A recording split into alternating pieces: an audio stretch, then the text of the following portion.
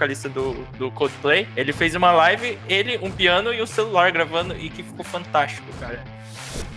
Cara, hoje com a tecnologia que a gente tem, qualquer pessoa consegue produzir música em casa, coisa que era impossível fazer antigamente. Eu vejo toda essa tecnologia como um apoio para o processo criativo. Feeling da pessoa, né? Cada nota que ela toca tem um feeling, então isso ainda acho que a máquina não tá nem perto de entregar. Olá pessoal, estamos começando mais um Papo na Nuvem, podcast da Nuvem Tecnologia, e hoje a gente vai estar conversando sobre música e tecnologia, né? E para bater esse papo tão especial, tô aqui do lado aqui o meu amigo Rodrigo Oliveira. Fala galera, e música não passa de uma linguagem de programação. Lucas Bianchi. É nóis, e aí galera? Jonas Silva Neto. E aí pessoal, tudo bom? E Felipe Galdino. E aí galera, firmeza! Bom, como hoje é um papo aberto, né? Eu acredito que assim, tem muita gente de tecnologia que gosta de música ou se envolve com música. E pra mim a música ela sempre, aliás, iniciou bem no comecinho mesmo, quando eu tava lá adolescente lá, ouvindo minhas bandas de rock que hoje eu já não escuto mais.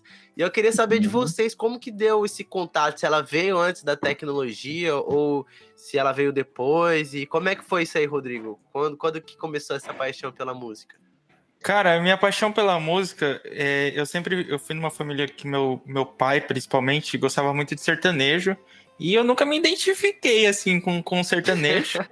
E aos poucos eu fui conhecendo outras bandas. Eu acho que a primeira banda de rock que eu conheci foi o Titãs, que meu irmão tinha um CD do Titãs. E cara, comecei a curtir pra caramba o som, né, do rock, assim, do Titãs. Isso eu tinha uns 9 anos de idade, por aí.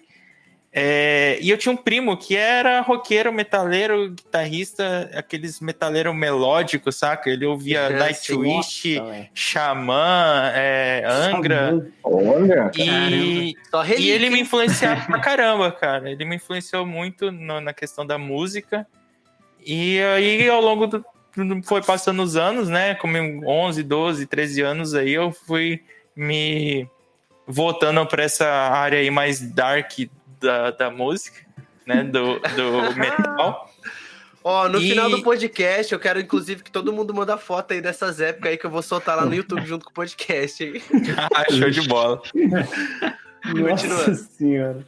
E aí, cara, com a internet, aí eu fui começar a ter internet em casa, e aí a gente vai descobrindo outras bandas. Eu acho que a primeira banda, assim, que eu parei pra ouvir sem parar foi o Guns N' Roses. Eu acho que isso faz parte da adolescência de muita gente. Sim. E com meu irmão, né, meu irmão e meu cunhado, eu conhecia o Pink Floyd. E aí, cara, aí foi uma outra visão de mundo, saca? Com o Pink Floyd. E casou muito com quando eu comprei meu primeiro violão e eu comecei a estudar música, entender mais assim de música, começar a aprender a tocar violão, e aí visão completamente diferente. Hoje eu escuto muito rock, mas eu escuto outros estilos também. Eu gosto muito de MPB, gosto muito de jazz, né, música instrumental principalmente. É uma coisa que me relaxa, que me dá um foco, assim, principalmente quando eu tô trabalhando. Mas, basicamente, minha história de música é essa. Massa. Eu acho que a maioria das histórias da galera, ela meio que acontece mais ou menos nesse viés. Aí você contando essa história foi bem próximo do que foi pra mim também. Mas, assim, sempre mais ou menos nesse nicho aí, né? A gente sempre começa, ali, ó, Guns N' Roses e tal, daqui a pouco começa a ouvir um Pink Floyd e tal. E o Lucas, ele toca flauta, um cara erudito aqui. E aí, como que começou esse negócio aí, Lucas?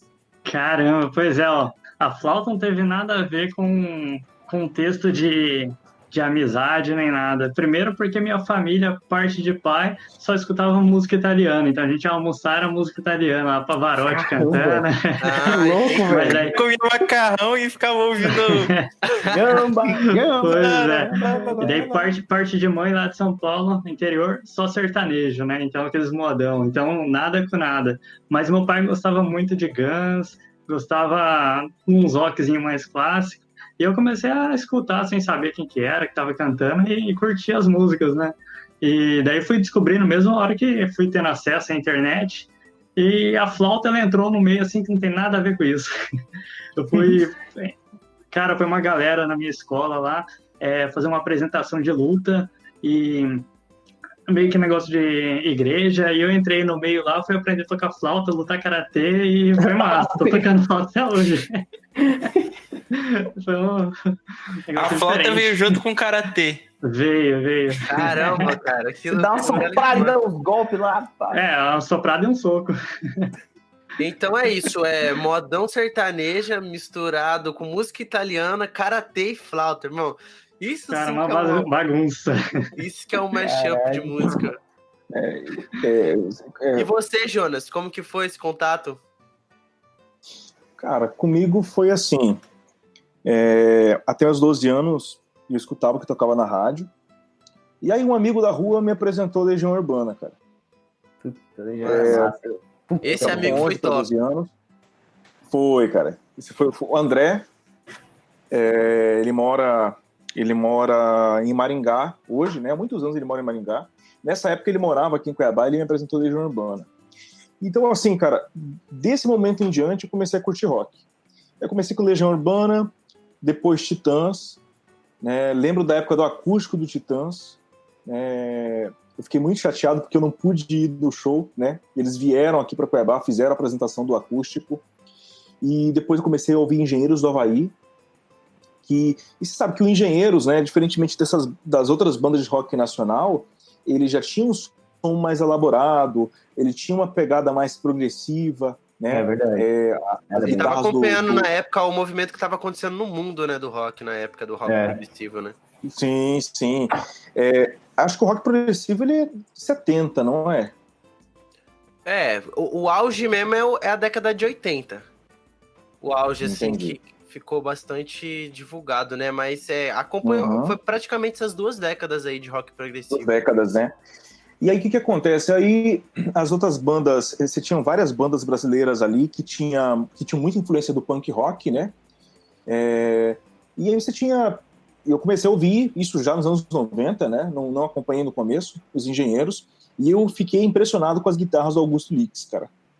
E até então eu só queria tocar violão, depois que eu ouvi o Augustinho tocar, eu decidi virar guitarrista, cara. Que massa, né? Foi por influência do Augusto Lix, cara. E aí, logo depois disso, eu conheci o Pink Floyd por conta de um amigo nosso, por conta do pai de um amigo nosso, que ele ama blues, ama jazz, e ele falou, cara, você não quer ouvir um tipo de música diferente? Não é em português, igual você está acostumado, mas eu acho que você vai gostar. Cara, quando eu ouvi Time pela primeira vez, ele me mostrou um show do Pink Floyd o Delicate Sound of Thunder. Eu acho que foi gravado em Veneza. Cara, na hora que eu vi Time ali, mudou, eu pirei, né? Era até engraçado que na adolescência, né, a galera procurava por substâncias ilícitas. Eu falava, não, bro, eu só preciso deitar ali e ouvir Pink Floyd, cara. Pra quê, né? Nem precisa. Pra quê? Não preciso, eu deito ali, escuto Pink Floyd e começo a viajar, cara. Incrível, cara. Que foda, velho. Então foi assim, aí depois eu comecei a estudar outras bandas, né? Comecei a ter outras referências, aí depois disso veio Angra, Dream Theater e N outras, cara. Mas assim, me apaixonei por música dessa maneira. Cara. Entendi. E você, Fefito? Como que foi esse contato aí? Familiar, influência de amigos? Como que foi? Então, o meu primeiro contato, assim, que eu me lembro com música foi com a música dos Cavaleiros do Zodíaco, que eu comprei a fita, né, do desenho. Se der lembrar dessa fita. E aí, lá em casa tinha aqueles microsystem, né? Mini System, que era o mausoléu do negócio, assim, colocava o negócio lá, cara, e escutava pra caralho. Depois veio Mamonas Assassinas, né? Na sequência. Também tinha o dos Power Rangers, que era legal, e das Chiquititas. Isso era top. Que eu ouvia quando era criança. Vocês devem estar rindo aí, vocês estão lembrando, né? Que vocês ouviam também. Com certeza. E eu ouvia até uma maneira meio fita, inusitada irmão. de ter contato. Ouvia até fura fita, botava a fita pra gravar. Depois você ficava gravando besteira no Mini System lá, tá ligado? Você apertava os 2 botões e ficava gravando o seu áudio. Depois você ficava ouvindo.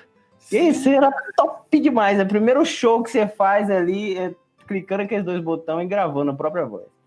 Só que o que acontece? Com música, assim, que eu fui tocando mesmo, o meu pai, ele arrumou um violão e um teclado, né? Lá no sítio lá e tal. E aí ele falou assim, não toca no teclado. Se tocar no teclado eu mato você. Que era, tipo, o teclado era caro, velho. E era um teclado vagabundo, tá ligado? Tipo, Era o xodózinho dele, né? Ele falou, se segura e tacar o dedo, ele vai estragar, porque tudo que essas crianças pegam, estraga. Lá em casa foi a mesma coisa, cara. Mesma coisa. Desse jeito, velho. Era foda. Demorou, pelo menos pra mim, demorou mesmo pra eu querer aprender a tocar um instrumento. Porque, assim, em casa tinha um violão, que ele devia ter umas 3 cordas, que era um violão da minha mãe que ficava lá. E ela tinha um teclado, cara. E assim, ficava lá, e a minha coisa com o teclado era que tinha um monte de efeito. Então eu apertava vários lá e ficava fazendo um fazendo um bagulho louco lá. Entendeu? Eu fazia mais ou menos isso. Na época, cara, eu era muito criança, devia ter o quê? Uns 8 anos, 9 anos de idade. Aí eu tinha um amigo chamado Miguel, ele ia na minha casa e a gente fazia, tipo, paródia, tá ligado? Com a música do Dragon Ball, com um monte de música aleatória. A vibe era essa. Aí, na minha família não tem ninguém que toca nada. Tipo assim, pra não dizer que não tem, tem meu pai que ele sabe fazer um batuque com a caixa de fósforo. Vai... É a única coisa. Aí, só depois da minha geração que veio. Hoje eu tenho mais 2 primos que tocam. Mas na época, a gente não tinha muito, né, esse negócio de internet, de conseguir as coisas, videoaula.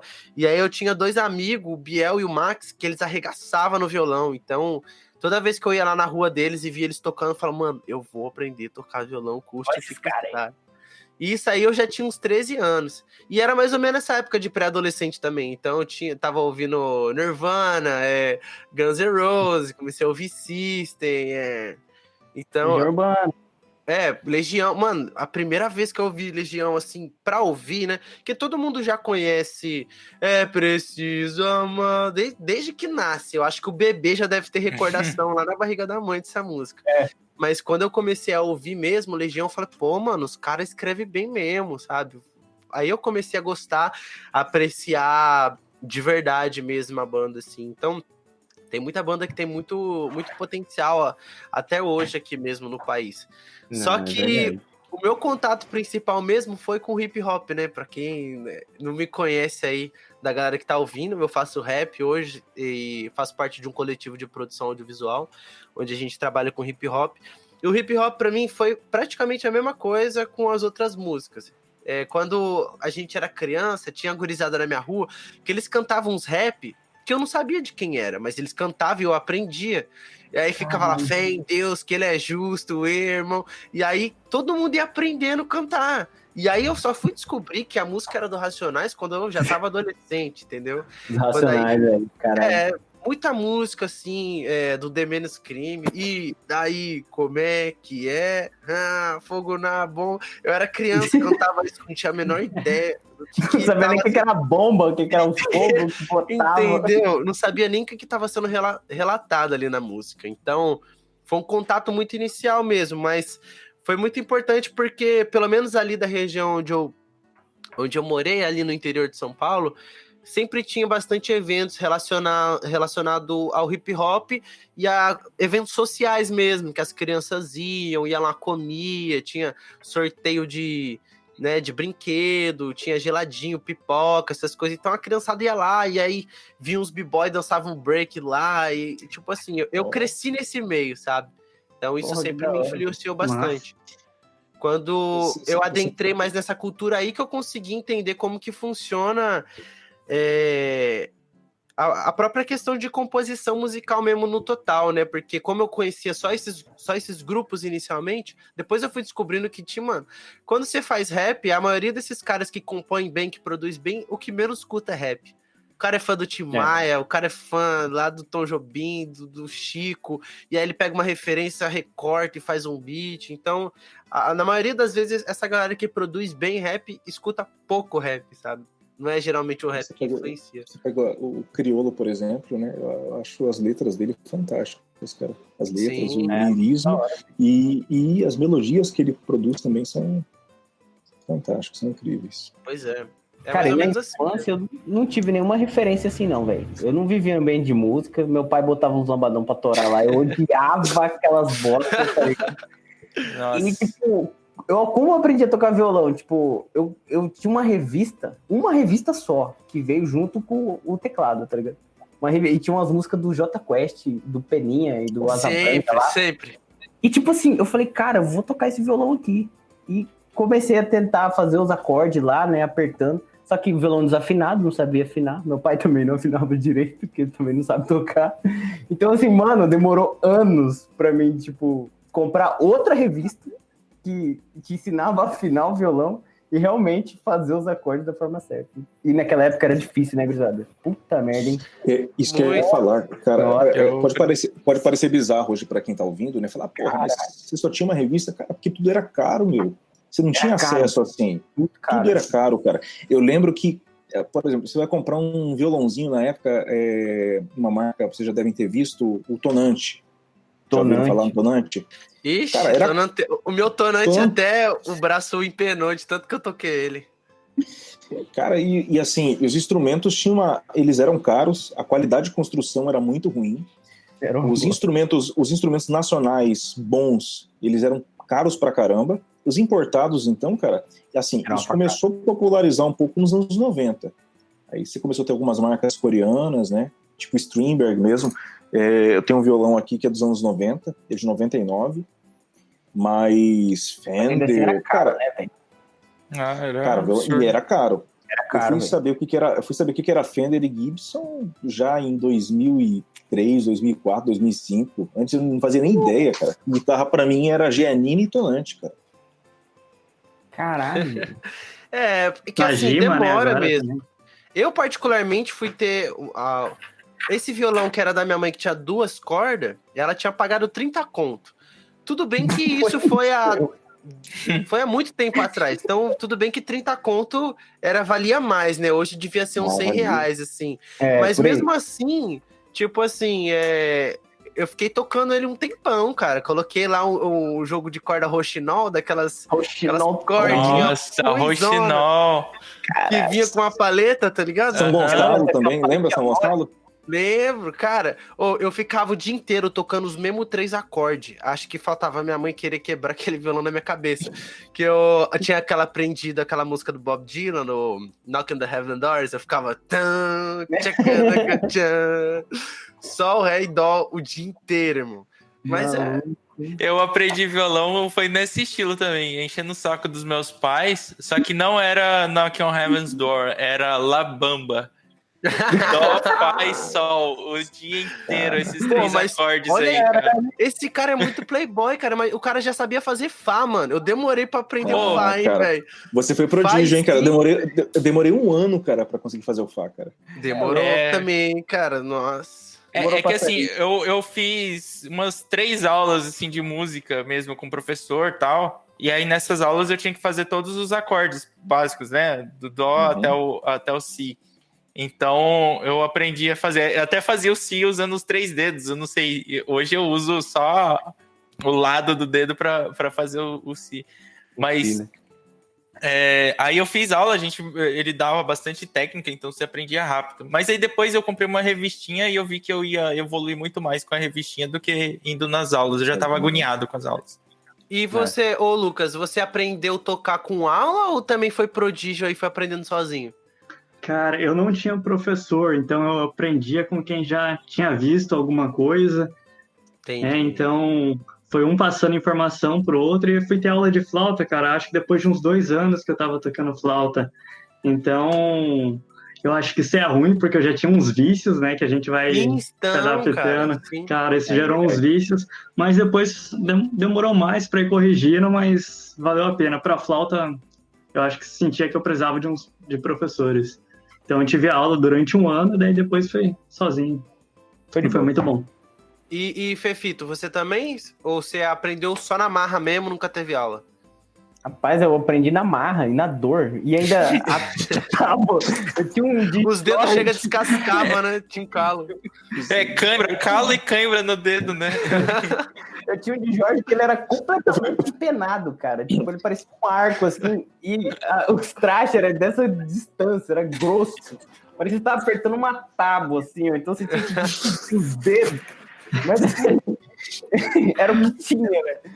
Aí eu fui fazer aula, eu ganhei uma bolsa na escola, e era aula dentro da escola mesmo, né? Os caras fizeram um teste, elas só escolheram eu, mais os gurizados lá pra fazer. Foi a única vez que eu, tipo, fiz aula mesmo, assim, de tocar e tal. Assim.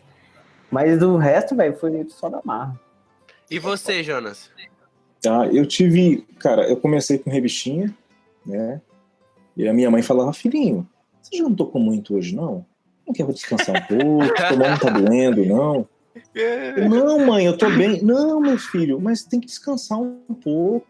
Faz mal, vai, descansa. Né? Cara, a minha mãe me deu meu violão no meu aniversário de 16 anos e eu queria um teclado. A gente não tinha grana, a gente era bem pobre e eu falei, mãe, eu quero um teclado. Aí ela foi ver o preço, eu acho que ela falou, não, o teclado não tem condições. Bom, ele quer um instrumento musical. Ela foi lá, comprou o violão mais barato da loja, parcelou em 10 vezes, chegou em casa, tá aqui seu presente. Eu falei, mas mãe, não era um teclado? Meu filho, eu já tô te dando um presente, né? Você já tá na vantagem. Então toma aqui seu presente. Sorte sua que eu não embrulhei a mão na cara pra te dar. Bem isso, né? Bem isso, né? Eu vou arrancar seus dentes, né? Aí eu peguei aquele violão e falei, não, esse negócio é muito difícil. Aí eu comecei a ver uma galera que sentava na praça, né? Nessa época eu morava no Cristo Rei. Todo lugar tem essa galera, né? É da praça, cara.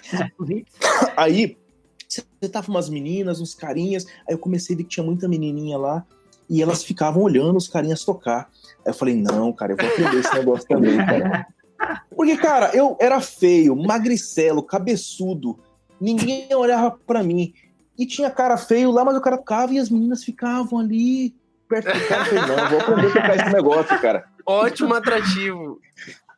E aí foi aprendendo, né? Fui comprando revistinha. A minha mãe me dava uma revistinha por mês, né? Eu tinha que esperar ela receber pra ela comprar a revistinha. Mas as meninas começaram a olhar pra você, Jonas, depois disso? Nada, cara.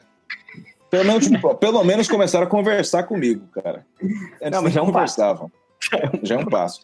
E tem um lance, cara, que eu escutei vocês falando. Esse violão era novo, mas porque era o mais barato da loja. E aí veio minha primeira guitarra depois. E aí já é um termo que a gente usava muito naquela época. Comprou novo ou comprou de segunda mão? Cara, as minhas coisas de música era tudo de segunda mão, cara. Sim. Era tudo que já tinha sido de segunda, terceira, quarta mão, já tinha sido de 4 pessoas. Mano, aí até hoje rolo. Tem muito equipamento aí, cara, que eu não compro novo, mas nem ferrando. Tem um monte de gente vendendo, se desfazendo pra comprar outro também. Verdade. É muito caro equipamento de música. Muito. Nessa época, em 98, a gente usava um termo, uma gíria, falava rolo, né? Bora fazer rolo, né? Aí Sim. Você pegava videogame, tinha uns minigamezinhos, né? Você lembra da febre daqueles minigames? Aí Sim. A gente ia trocando, cara. Essa guitarra aqui mesmo, né? Eu comprei de segunda mão. Eu comprei de segunda mão. Comprei ela de um músico profissional chamado Branco Barros. Né? Felizmente é uma guitarra muito boa, né? Mas aí, quando começou a popularizar a marca Fender, não popularizar no sentido da pessoa poder comprar.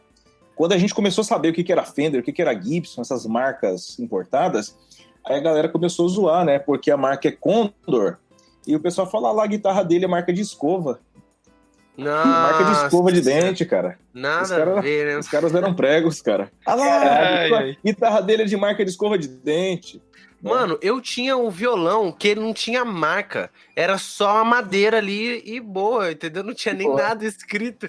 Não dava nem pra zoar porque não tinha marca. E pelo menos assim, pra mim, eu fui muito influenciado, vou até fazer um merchan deles aqui, pelo Cifra Club, porque quando eu tava ali com uns 12, 13 anos, eles começaram a fazer bastante videoaula.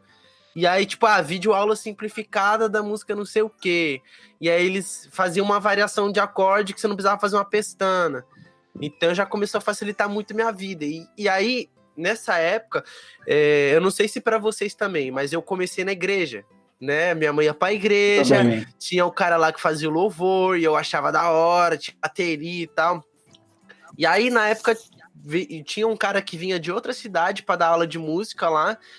E aí eu fiquei um mês fazendo aula com ele. Eu não aguentei mais que um mês, porque era o seguinte, era um professor para umas 7 pessoas, aí o cara ensinava baixo, teclado, guitarra, violão, e aí ele ficava um pouquinho em cada grupinho, assim, sabe?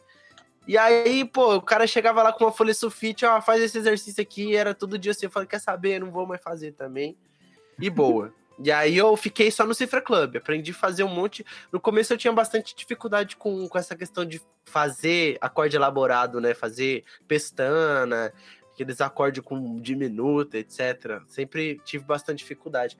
E aí entra essa questão do vício que até o Lucas falou, porque quando, né, muito tempo depois, quando eu já estava aqui na faculdade, aí eu fui fazer aula mesmo de violão clássico. Nossa, o tanto de vício que eu tinha sabe, já era quase impossível de eu reaprender. Esse é o meu principal medo em relação a piano, sabe? Eu toco teclado tem uns 4 anos mais ou menos também. Só que eu sei que se eu entrar numa aula de piano, eu vou ter que reaprender tudo. Mas posicionamento de mão, né, detalhe de coordenação motora. Então não é fácil mesmo, não. Principalmente essa questão de vício. Legal você ter falado desse negócio da igreja, né? O que influenciou eu ao comprar meu primeiro violão, né? Que eu pedi para os meus pais comprarem para mim, foi justamente a igreja. Foi no retiro da Crisma. E aí foi a primeira vez, assim, né, geralmente quando a gente ia na igreja não tinha muita banda, ou eles ficavam muito longe, a gente não ficava muito em evidência. E nunca tinha reparado. E aí durante a Crisma, que ficou perto, foi uma banda para trocar no retiro lá, né, que a gente acampou lá junto. E aí que eu me encantei mesmo, eu vi o pessoal tocando, eu falei, cara, que massa, é muito legal mesmo. Sim, cara, e tipo assim, as bandas que se formam na igreja sempre são muito boas.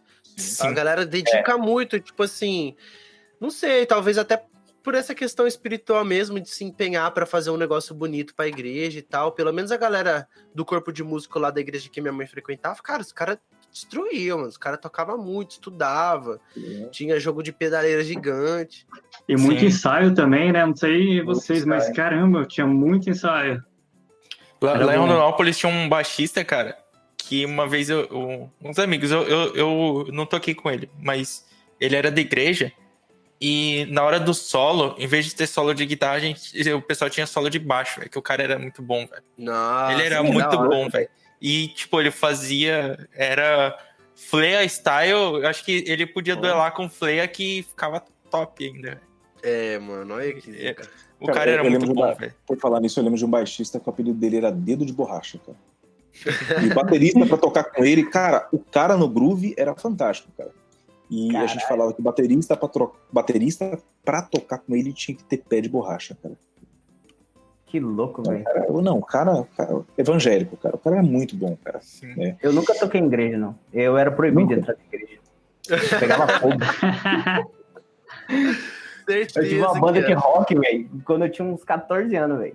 Aí os caras falaram, vamos chamar o Felipe lá, que ele sabe fazer umas escalas pentatônicas, vamos botar ele pra ter o guitarrista solo. E era só isso que você fazia, era subir e descer a pentatônica. Escala pentatônica é o melhor que tem, cara. Você improvisa qualquer coisa de qualquer estilo musical.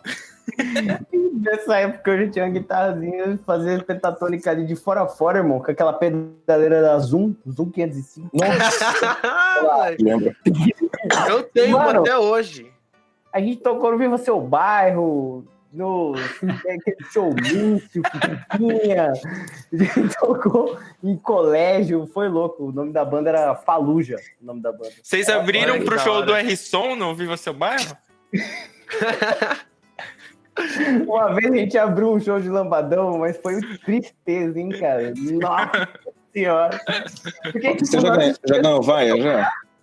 Não, na hora que a gente começou, acho que o povo ficou sem graça de vaiar a gente, tá ligado? Sei lá. Com vergonha da vergonha que vocês estavam passando.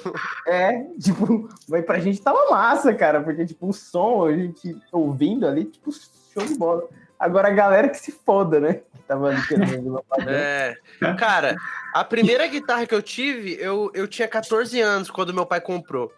E era uma Fênix, cara. Nossa, pensa numa guitarra ruim, mano. Captação Eu lembro. zoada, eu toquei mano. numa zoada. dessa, cara. Nossa. E aí, ela O era um braço, combo. O braço era grosso, né? Braço grossão. Sim, pesadona, tá ligado? Você passava meia hora tocando, o seu ombro já tava caindo.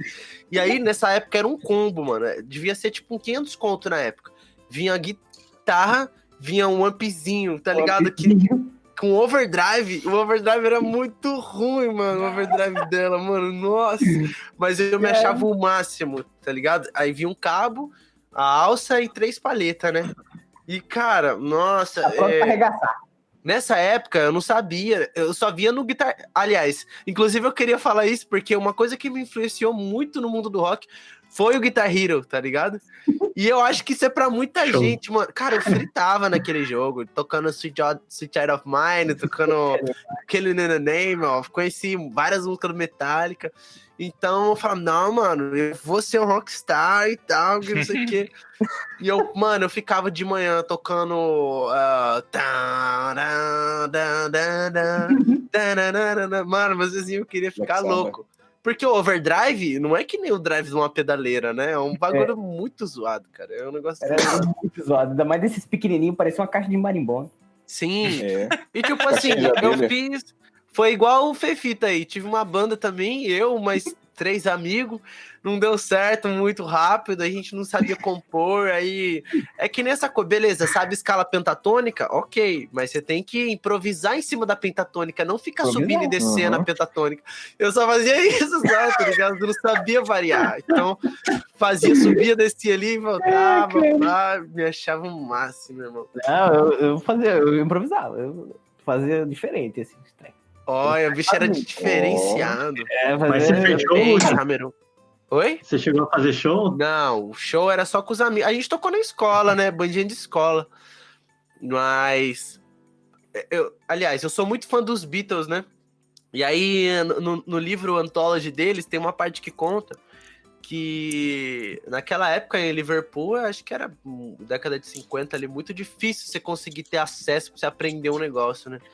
E aí eles descobriram, aliás, o Paul e o John descobriram um cara que sabia fazer o Si com sétima. Só que ele morava do outro lado da cidade. Aí os caras fizeram uma função, pegaram o busão, foram até a casa do mano pra aprender a fazer o Si com sétima, tá ligado? E lá em Roseira, na cidade como era mais ou menos assim, porque não tinha tanto conteúdo assim, né, ainda, né? Não tava tão no auge, assim, esses conteúdos de graça na internet. E aí tinha um bro lá que ele tocava muito os acordes. Aí nós ia lá na casa dele, lá no outro bairro, pra aprender como é que fazia ali o Lá com baixo em Dó sustenido e tal. E a gente ficava lá, enchendo o saco do cara. Caralho. Isso aí que você falou me lembrou da questão da teoria musical, né? Quando eu comecei a tocar, fui começando a aprender a tocar, me interessou muito a teoria musical. E aí falei, cara, eu preciso aprender a ler partitura. Primeira coisa. Preciso ler partitura, mas aí você acaba se esbarrando. Tá, agora é a teoria musical. Como que eu formo um acorde? Por que esse acorde? Por que eu uso um acorde maior? Por que eu uso um acorde menor? Por que eu uso a sétima? E aí, estudando a teoria, eu acabei que aprendi a formar os acordes por conta própria no violão. Sim! Então, eu preciso de um Fá diminuto. Ok, eu sei fazer um Fá diminuto, eu sei quais são as notas, eu só preciso achar o lugar no braço e fazer. Lugar no braço. Cara, isso mudou minha vida também. Cara, a teoria musical, quando eu aprendi, foi fantástico. E aí, tipo, eu conseguia já pegar cifras, já ler e já sabia como fazer os acordes e variações. Às vezes, até mesmo você pega uma cifra mais simplificada, você faz suas próprias variações, você dá um pouco da sua criatividade, da sua alma na música na hora que você tá tocando. Vou colocar uma sexta aqui que vai dar um feeling um pouco assim e tal. Sim. É bem bacana, cara, a teoria musical. Isso é massa, porque assim, a música, a teoria musical, ela não tem essa de esse acorde não existe. Você pode colocar ali o que for, a única diferença é que ele vai descrever, isso aí é um dó com um baixo em fá sustenido, com 13ª aumentada, e sabe? Ele só vai descrever aquilo, não tem isso de, não existe esse acorde, existe. A diferença é que você vai descrever ele ali de uma maneira gigantesca ali. Exatamente. E a harmonia entre os acordes, né? Eu acho que a harmonia entre as notas que é o principal que a teoria traz. Porque, cara, é uma receita de bolo. A harmonia é simples.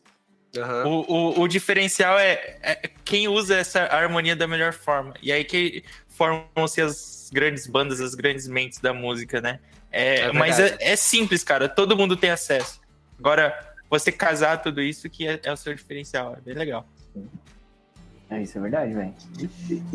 Uma coisa que eu vejo hoje em dia, né, é que da tecnologia, a gente está falando de música, mas tem a parte da tecnologia também, é que você pega ali nos anos 90, começo dos anos 2000, tudo era muito caro, tudo era muito difícil, o acesso era complicadíssimo.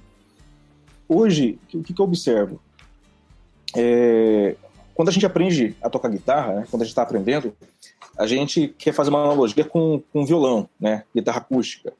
O violão, os elementos ali que compõem o som, a madeira, a qualidade da construção, como as peças são encaixadas, né? Mas a guitarra não é só isso. Você pode ter uma Fender Stratocaster americana. Se você colocar ela num amplificador de R$200, de R$300, o som vai ser ruim, cara. Ela queima, cara, ela explode. Isso é uma coisa que você demora a entender, cara. Quando você é garoto, você quer ter uma guitarra, mas você não... eu quero uma guitarra de 2 mil, 3 mil, eu quero uma guitarra de 5 mil reais, esse é o sonho.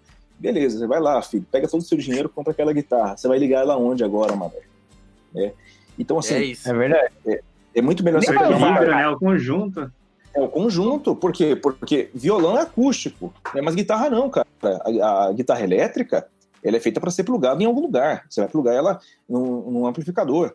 Então, é o conjunto ali, é guitarra e amp que vai compor o timbre básico, né? E aí vem pedais, aí vem outras coisas.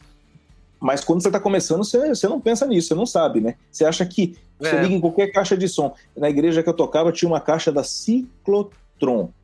Nossa e na mesma caixa o pessoal ligava o teclado, ligava a guitarra, ligava o violão e ainda ligava ligava o pastor dando glória.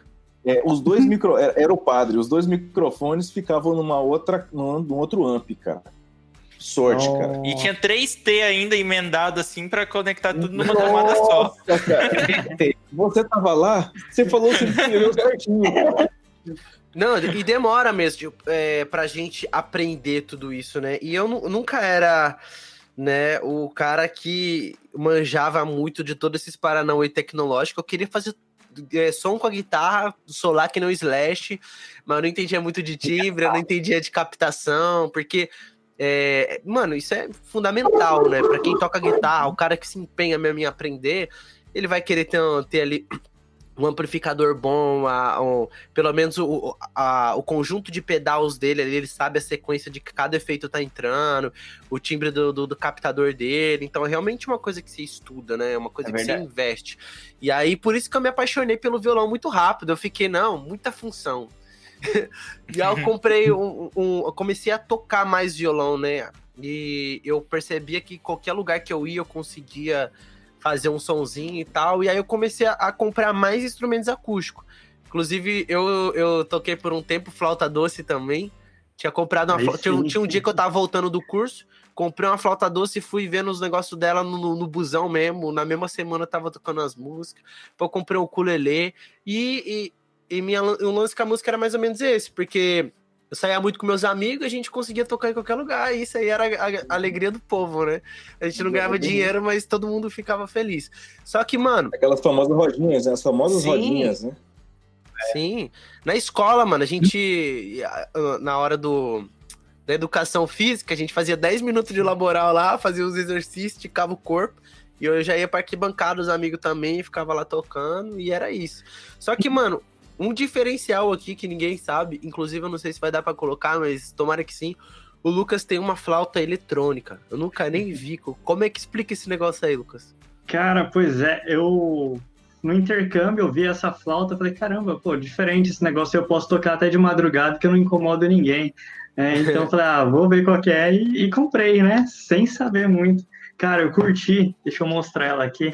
Na época só tinha 2 modelos, era esse aqui que era o mais barato, da Akai, e a outra era da Yamaha, que era o dobro do preço. Falei, não, vou comprar o mais barato aqui, porque vai que não dá certo, né? E curti, pô, curti bastante, mas ainda prefiro a original ali, a de metal, a flauta transversal, que é fantástica. Entendi.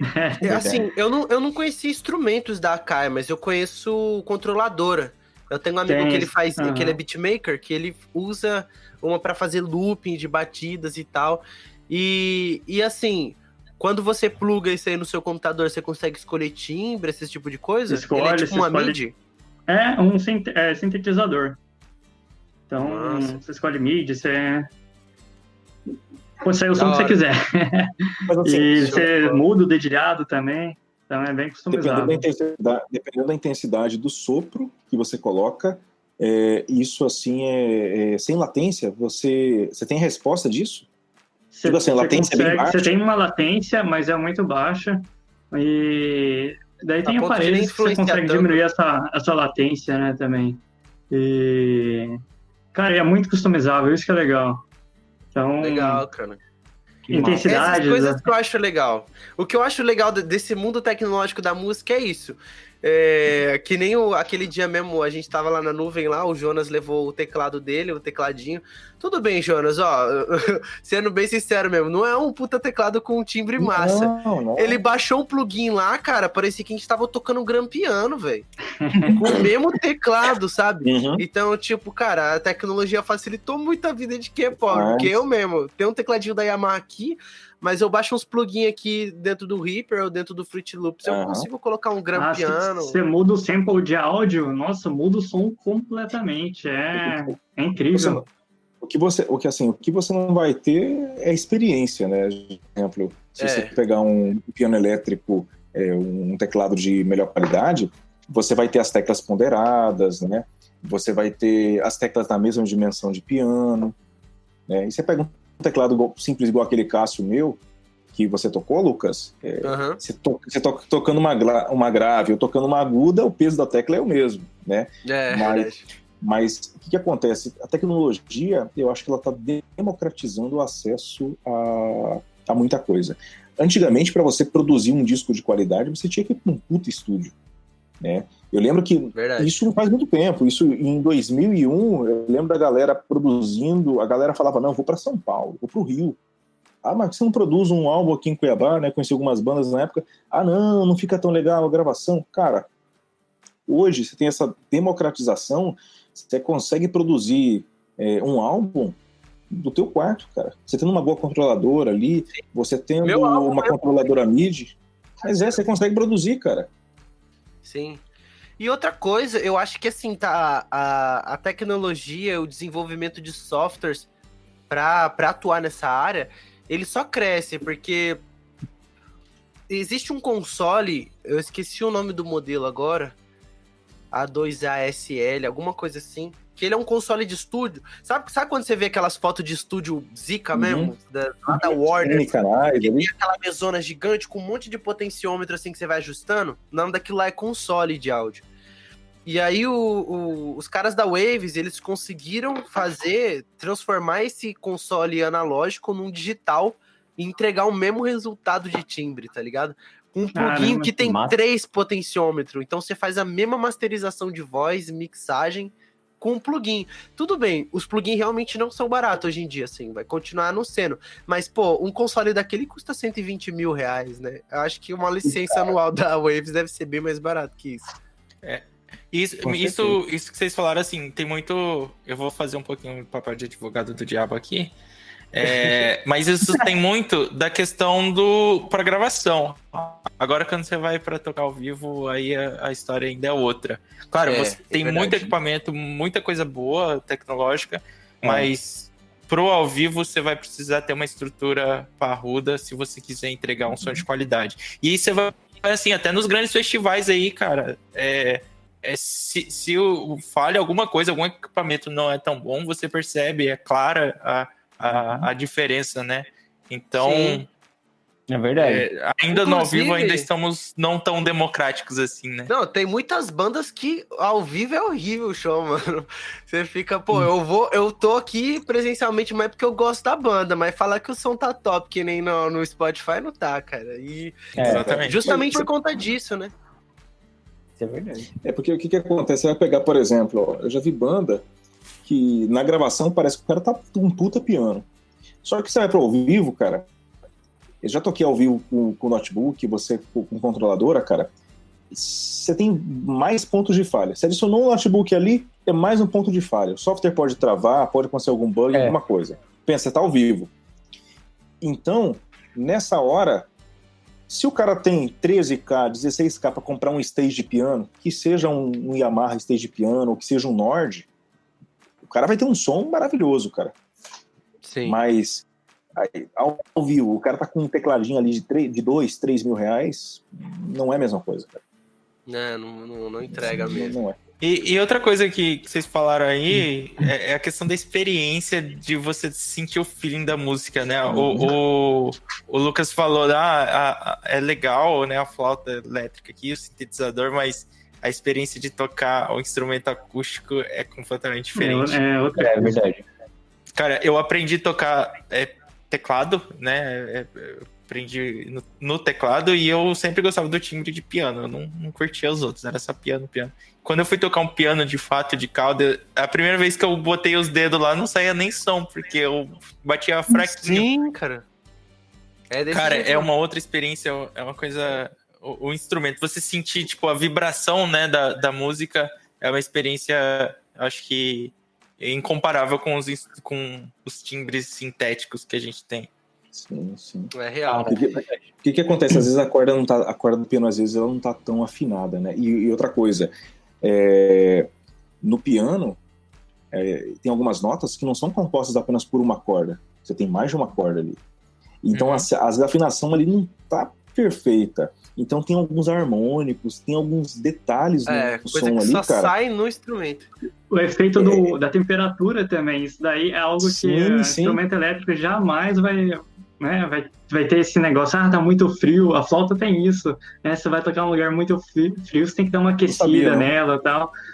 Instrumento elétrico não vai ter esse problema, mas é uma experiência ali que você tá perdendo. É uma coisa, poxa, que incrível, né? Eu acho essa questão mesmo do piano aí, tipo assim, eu fico até imaginando, porque com o instrumento de corda por dentro, a vibração que vai passando ali nas outras cordas, os harmônicos que devem sair disso, essa é uma coisa que realmente só acontece no instrumento ali mesmo acústico, né?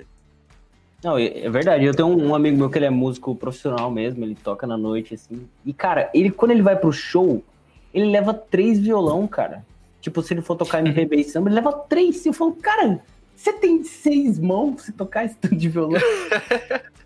Mas não é, cara. Ele usa os 3 violão. Tipo, quando ele vai fazer o show de rock dele, ele leva 3 guitarras, às vezes leva 4. Eu falo, cara... Puta que pariu. Ele falou, não, é que eu ensaiei essa música com essa guitarra aqui, que dá esse efeito. Eu falei, nossa, mano, caralho. Então, assim, é uma função, velho. Você puxa esse lado artístico também, né? Porque você deixa uma marca diferente ali naquela música, né? Já pensou Run Like Hell, do Pink Floyd, sendo tocado numa Gibson, cara? Cara, ela é Telecaster, cara. É uma tele que ele usa, cara.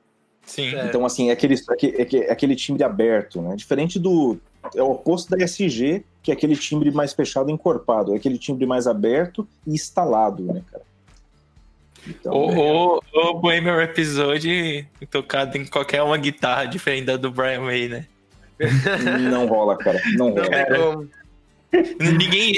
E aí que o cara fez a própria guitarra, né? Isso que é foda. Ninguém vai conseguir chegar naquele mais timbre nunca.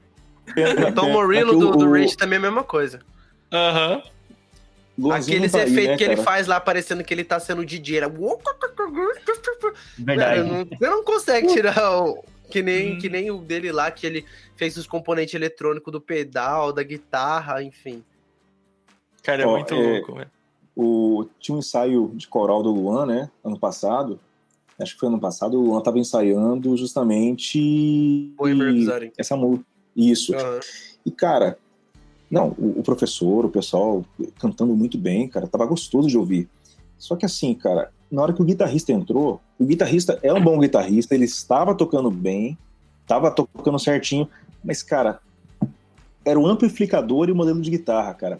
Era a distorção que ele estava usando era uma distorção mais a la heavy metal, cara.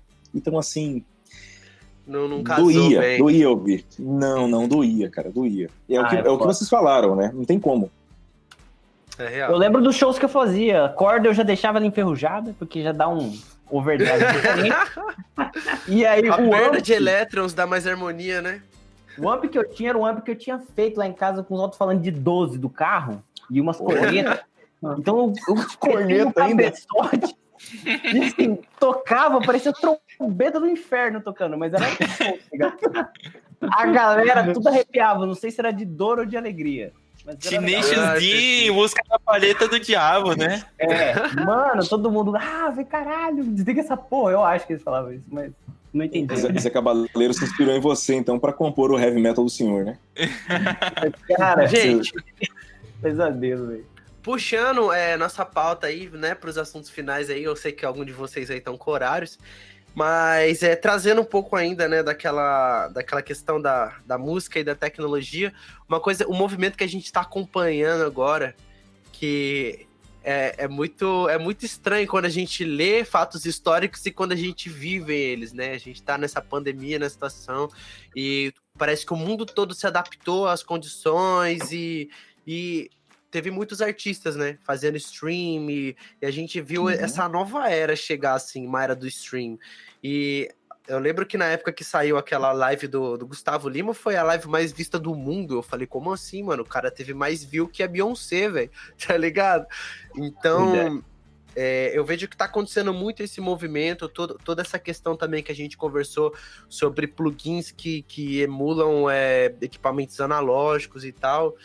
E aí, qual que será essa nova era da música? Será que ela ainda vai ter essa pegada rústica ainda, desse feeling da experiência acústica?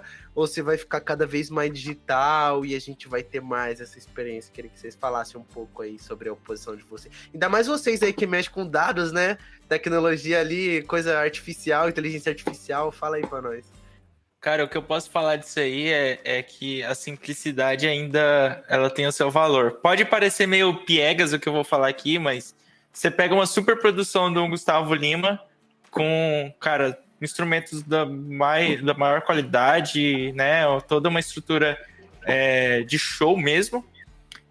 Faz um trabalho bom dentro do contexto dele. Mas aí você pega um Chris Martin da vida, que fez uma live, né, que é o vocalista do Coldplay. Ele fez uma live, um piano e o celular gravando, e que ficou fantástico, cara. É qualidade perfeita. E, tipo, simplicidade. E ele entregou um resultado fantástico. Então, ainda o talento se sobrepõe à tecnologia. É o que eu concluo disso tudo, sabe? O talento é insuperável ainda. Talvez com a evolução de um autotune da vida, até eu possa saber cantar, provavelmente. Quando a gente fala de tecnologia, de dados, a gente lembra de AI, né?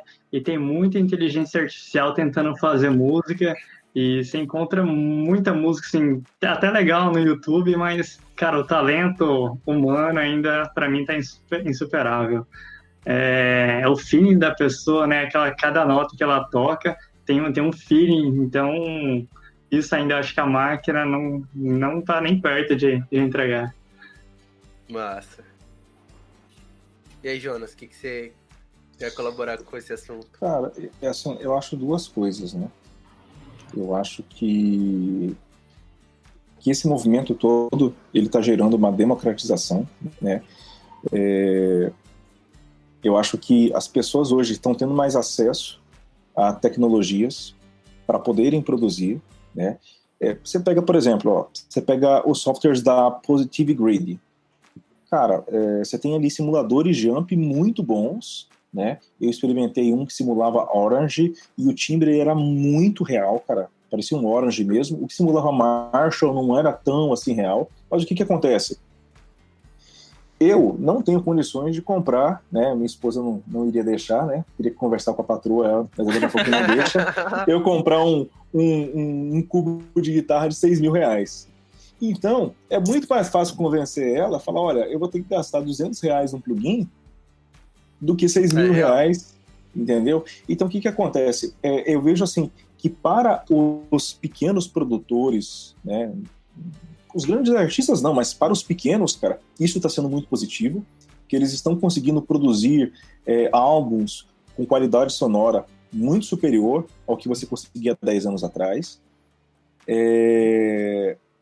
Você tem, por exemplo, simuladores, né, que utilizam IA. O que os caras fizeram? Eu não lembro agora o nome desse software.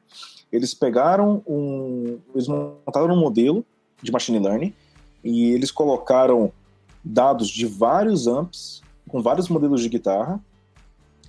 Aí os caras fizeram aquela generalização, vendo o comportamento dos padrões, e aí hoje eles têm um software que simula, né, que tenta simular a massa sonora emitida por um amp desses, cara. Massa. Então, assim, cara, a coisa tá avançando bastante. Mas, assim, eu concluo da seguinte forma. É bacana, você consegue produzir coisas de qualidade, só que a criatividade, durante muitas décadas, para mim, ela ainda será insubstituível. Eu vejo toda essa tecnologia como um apoio para o processo criativo. Não, com certeza. E, tipo, cara, hoje com a tecnologia que a gente tem, qualquer pessoa consegue produzir música em casa, coisa que era impossível fazer antigamente. Tipo, hoje em dia, né, você vê, Lucas, você grava música na sua casa, tranquilo. Sim. Se fosse em, 2002, tipo, você tinha que gravar um CD, tipo, numa gravadora. Fala, caralho. Você tinha que tentar ler Rouanet. Tipo, era foda. Aí, tipo, a tecnologia tem facilitado muito essa parte, assim. Tá bom que ainda, tipo, pra você produzir uma música massa mesmo, top, profissional, você precisa de grana pra isso, mas inicialmente você já consegue disponibilizar o material na internet pra galera ouvir seu som e tal, enfim, te ajuda mais. Quanto à evolução de instrumentos, eu acredito que daqui a alguns anos o violão, a guitarra e outros instrumentos assim, eles sejam igual ao violino hoje pra gente, sabe? Tipo, somente pra tocar canções específicas. Tipo, a gente não ouve violino. Canções clássicas, né? Você vai tocar um Iron Maiden, tipo, música antiga, né? Vou tocar uma música clássica aqui. Aí o cara começa a tocar Fear of the Dark. Porque surgiram N outros instrumentos e tá sendo muito mais fácil, né? Tipo, tocar hoje em dia. Aí essa galera não vai querer ficar estourando o dedo lá no violão pra aprender a tocar um violão, entendeu? Então, mais a geração tá vindo. Tipo, putz, não vou Geração querer. Fortnite. Geração Fortnite, entendeu? Putz, sei. Eu acho, então, gurizada, que a gente tem um consenso sobre isso, né? Porque eu penso exatamente igual. Que nem o Fefito disse, né? Eu produzo música em casa. Quando eu vou gravar, o que eu faço? Coloco um colchão de pé de um lado da parede, um outro colchão de pé do lado da parede, faço isolamento acústico ali, faço tratamento, às vezes até no plugin nativo mesmo, dessas Digital Audio Workstation, tá ligado? Que tem várias gratuitas hoje. É uma coisa que, realmente, se fosse, sei lá, em 2004, 2005, ia ser uma coisa muito difícil. Você realmente tinha que desembolsar uma grana grande e tal. Então, eu enxergo dessa mesma ótica. Mandar pra rádio, Sim, CD. sim. Só tinha rádio. Não tem essa de postar no Instagram, os amigos compartilhar, né? Então, assim, depois desse álbum que eu lancei, eu vejo que, assim, a lei, né, pelo menos da garantia mesmo da coisa chegar, é que o tanto de esforço que você aplica para fazer seu som, tanto quanto captar, mixar, compor, etc., tem que ser o mesmo esforço que você faz para divulgar ela, que você impulsiona, que você manda e tal. Não pode ser, nossa, fiz aqui um puta trampo aqui com vários plugin top, com instrumento zica, só que só postei, sabe? Então, dentro dessa indústria da música, eu vi isso. Mas, de fato, estreitando mais para tecnologia, eu acho que não vai ser substituível. Aquele dia mesmo a gente tava na nuvem lá com o André lá, ele mostrou aquele software que você começa a fazer uma melodia e aí a completa, né? Pra quando você não tá tão inspirado assim. Mas, poxa, é uma coisa muito mecânica, né? Que nem o Lucas tava falando, tem a questão do feeling mesmo. Quando eu toco guitarra, às vezes eu toco guitarra aqui sozinho, eu coloco uns backtrack aqui, backtrack em Lá menor, eu fico aqui fazendo uns solinhos. E é um feeling, mano, é uma coisa que você tá sentindo, né? Cara, você fecha o olho assim e fica... Tá ligado? Então, é mais ou menos por aí. Eu acho que essa questão do calor humano mesmo, pelo menos pra mim, a arte parece que é uma coisa realmente de outro plano que transmuta assim, e você é o veículo que vai materializar aquilo, né? Bom, pessoal, eu gostaria de agradecer a vocês pelo papo de hoje, tá ligado? Eu gostei muito, é muito bacana saber que tem tantos músicos e que isso, de certa forma, é uma coisa que faz bem pra gente, né? A gente trabalha com tecnologia, faz nossas funções e tal, mas no escape que a gente pode, a gente vai ali, toca nosso instrumento e dá aquela aliviada. Pra você que é... Na hora que você tá... Desculpa. Não, fala aí. Na hora que você tá programando e começa a bugar a cabeça, nada como parar um pouquinho, tocar um violão, fazer um solinho ali na cadeira mesmo, volta renovado, cara. É fantástico. O poder tem que ter isso. O cérebro muda assim, né? Tipo, exatamente. A vibração da corda ali batendo, você fala, ops, acho que eu achei a solução pro meu problema, eu vou voltar pro computador. Cada acorde, um bug a menos. Amém. Que assim seja, gente. Pra você aí que acompanhou o nosso podcast aí pelas plataformas digital, no Spotify ou no YouTube, muito obrigado pelo download, pelo play, enfim, deixa seu comentário, feedback. Se você tiver alguma opinião, manda um e-mail pra gente no paponanuvem@nuvem.net. E no mais, pessoal, nada mais, brigadão mesmo por todo mundo e até logo. Vida longa e próspera. Valeu, galera. Valeu. Show.